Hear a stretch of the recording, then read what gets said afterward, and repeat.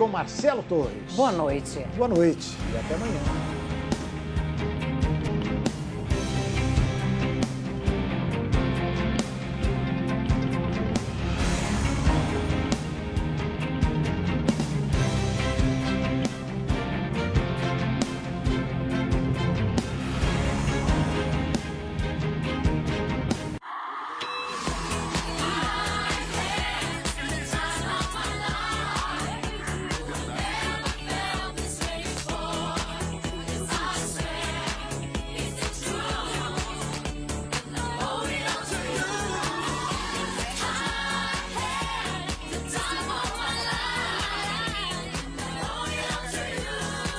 SBT, há 35 anos colorindo seus dias.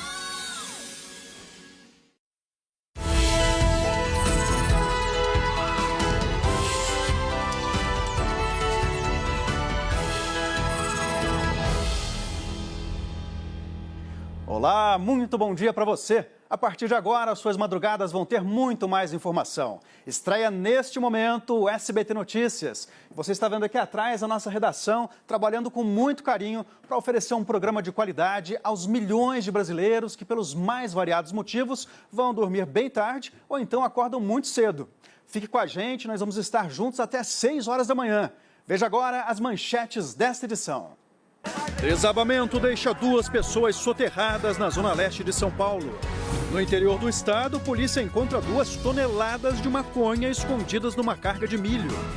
Terroristas atacam um caminhão de ajuda humanitária na Síria. Pelo menos 12 pessoas morrem. Preso o homem acusado de explodir uma bomba em Nova York no fim de semana. Depois do discurso do presidente Temer na ONU, o governo explica o número real de refugiados no país. Festa na torcida do Grêmio para receber o novo técnico Renato Gaúcho. E no Paraná, uma reportagem especial sobre o fenômeno dos sósias. Já imaginou encontrar alguém igual a você? Bem engraçado, porque uma ficou olhando para a outra. E a gente começa com uma notícia agora da noite aqui em São Paulo. Infelizmente, não é uma boa notícia.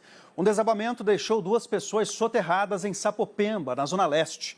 O repórter Marcelo Bittencourt acompanhou tudo de perto. No local era realizada uma reforma em um sobrado quando a laje veio abaixo, soterrando 2 pessoas. Estas imagens gravadas por um morador mostram minutos após o desabamento. As vítimas conversam com os vizinhos.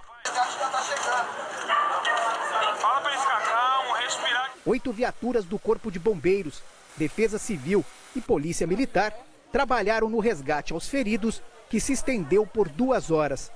Um homem de 50 anos e outro de 28 foram retirados dos escombros e encaminhados a hospitais da região, onde permanecem internados. A Defesa Civil interditou o imóvel onde ocorreu o acidente.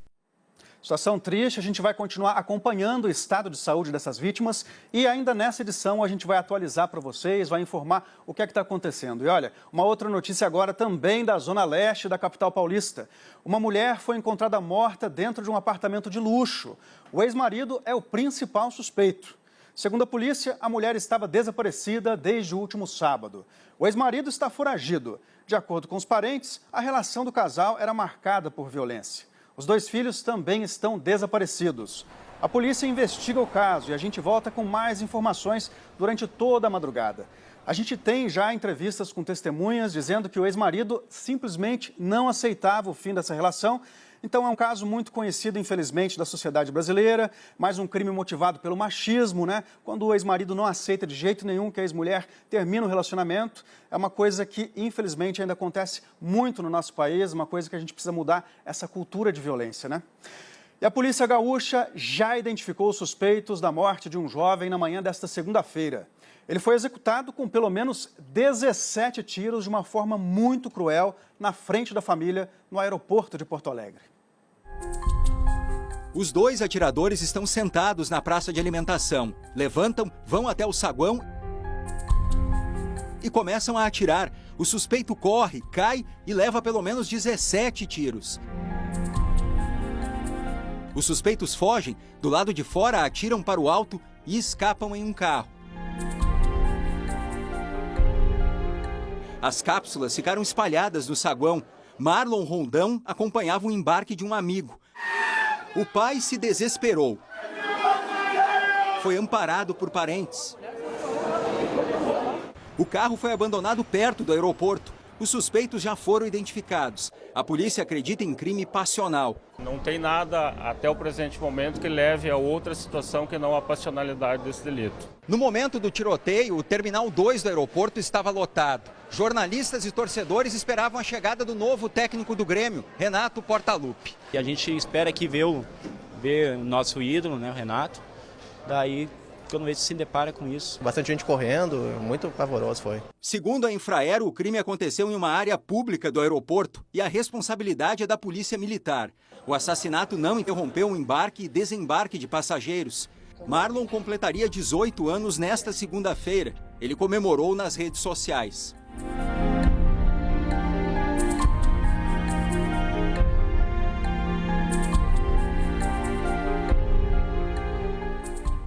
Situação lamentável, né? A gente viu que a Infraero jogou a responsabilidade para a Polícia Militar. Mas em nota, a Polícia Militar disse que a responsabilidade pela segurança nos aeroportos cabe à Polícia Federal.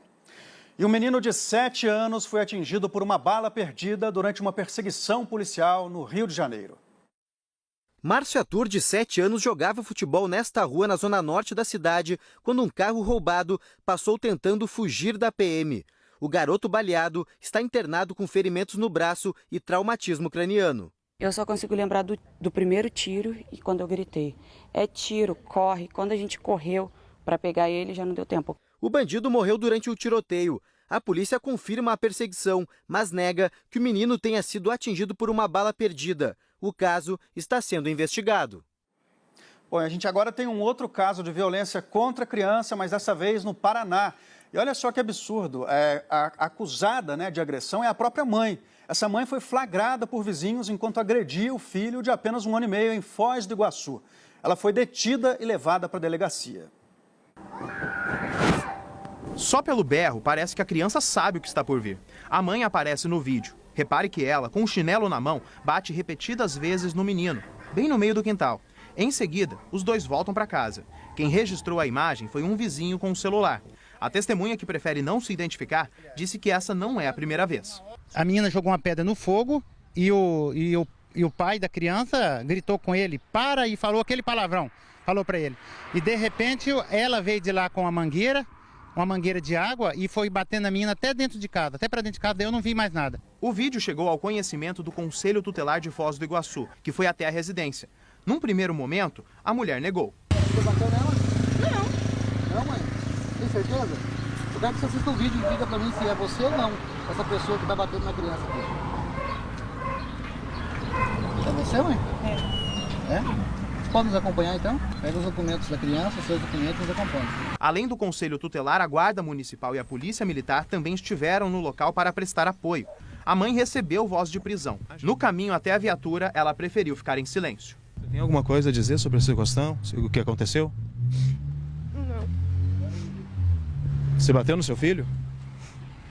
A mulher foi encaminhada para o Núcleo de Repressão de Crimes contra a Criança e o Adolescente, o NUCRIA. Agora tudo vai depender do entendimento da delegada. Além de agressão, a mãe pode responder por maus tratos ao menor. A gente vai agora encaminhar a família para o CRES fazer um acompanhamento da família, para poder ver se existe algum outro tipo de abuso feito pela mãe ou pelo pai. Além do menino de 1 ano e meio, o casal tem mais 4 filhos. Todos ficaram aos cuidados do avô materno. Bater em criança não é educação, porque se tem uma coisa que as crianças fazem muito bem é imitar os adultos. Toda vez que um pai ou uma mãe espancam um filho, o que ele vai estar criando é um adulto violento. Então, olha, gente, por mais que às vezes as pessoas fiquem sem paciência, não estejam no seu melhor dia, bater nunca é a solução. Tem que conversar com a criança, explicar para ela e pensar no futuro dela, né? Que tipo de adulto ela vai ser. Desse jeito, não se educa ninguém. 2 menores estão detidos, suspeitos de matar o ex-assessor da primeira-dama do estado de São Paulo, Lu Alckmin. Roberval Nutti foi assassinado no início do mês num crime bárbaro. Ele estava saindo de moto para viajar. O garoto apresentado como um dos responsáveis pela morte de Roberval Nutti aparece, segundo a polícia, na garupa da moto que abordou o assessor no dia 7 de setembro. Ele já estava detido pelo crime de sequestro. Ainda de acordo com a polícia, este outro menor que dirigia a moto foi quem atirou.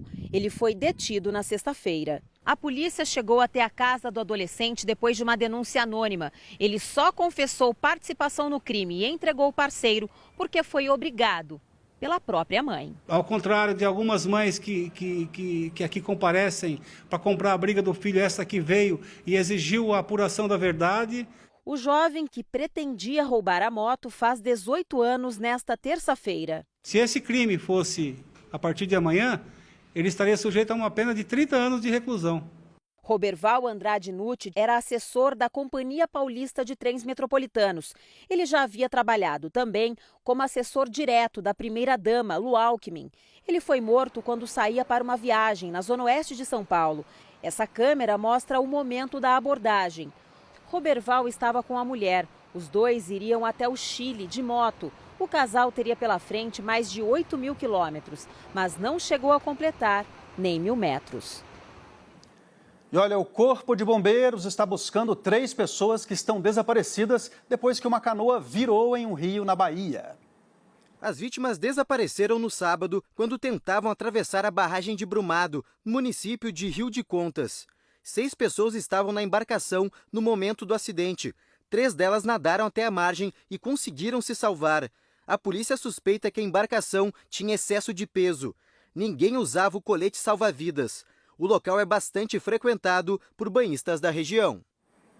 Uma notícia de Brasília agora, gente. No fim da noite, teve uma confusão na Câmara dos Deputados. Um grupo de partidos, incluindo aí PT, PSDB, PMDB e muitos outros que vivem brigando, entraram num acordo para aprovar um projeto que criminaliza o uso de caixa 2 nas eleições. Até aí, parece uma boa ideia, não parece? O problema é que se esse projeto passasse, o caixa 2 passaria a ser crime somente a partir de agora. E todo mundo que cometeu irregularidades em eleições passadas ficaria impune. Bom, depois que esse assunto foi incluído na pauta, alguns deputados de alguns partidos como a Rede, PSOL e PSD protestaram. Teve o maior bate-boca na Câmara e o presidente em exercício, Beto Mansur, resolveu deixar para lá por enquanto. Já já você vai ver uma reportagem completa sobre essa sessão. E agora a gente fala da Síria, a violência sempre na Síria com o Estado Islâmico. Um comboio de ajuda humanitária foi atacado durante um bombardeio. Segundo a ONU, 18 caminhões que iam para as zonas rurais foram atingidos. Pelo menos 12 pessoas morreram. O ataque aconteceu na região de Alepo, que voltou a ser alvo de bombardeios aéreos, mesmo com o fim do cessar-fogo mediado por Estados Unidos e Rússia. E um casal de paraibanos e os 2 filhos foram encontrados mortos dentro de uma casa na Espanha. A polícia encontrou os corpos esquartejados em um condomínio residencial no vilarejo de Piós, a 60 quilômetros de Madrid. As vítimas Marcos Nogueira e Janaína Santos Américo, ambos de 39 anos, e os filhos deles, um menino de 1 e uma menina de 4 anos. Eles alugaram a casa em julho. O mau cheiro chamou a atenção de vizinhos que não viam a família desde o fim de agosto. O caso está sendo investigado. Continue com a gente com muita informação na sua madrugada. Você vai ver a seguir aqui no SBT Notícias. PM aposentado é assassinado enquanto dormia. E a despedida dos atletas paralímpicos que brilharam no Rio de Janeiro. Até já.